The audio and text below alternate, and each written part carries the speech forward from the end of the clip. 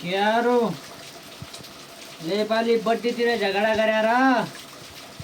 यही त कोटो दिएछन् छुटा फालेछन् यही चाहिँ मात्रै भात पकाएर खा भन्छन् उता चुलातिर कोटा त्यही रहन् अनि भाँडाकुँडा यही रहन् सुन्ने ठाउँ जता कता आलु फालेछन् पानी आया भ्याउनु यही त्यही छ भात खाने भाँडो यही त्यही छ क्यारो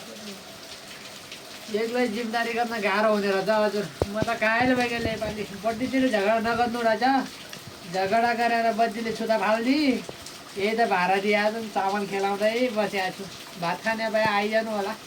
है म घरतिर चाहिँ उता पाक्दैछ मेरो तरकार हो चुलो पनि यही चाहिँ आधा पाकिदिएको छन् अब भाँडाकुँडी यस्तै छन् हजुर क्यारो ए गाह्रो महिना गाह्रो छ महिना गाह्रो छ यही त कोट्टा छ नि अनि किडा रिक्दा छ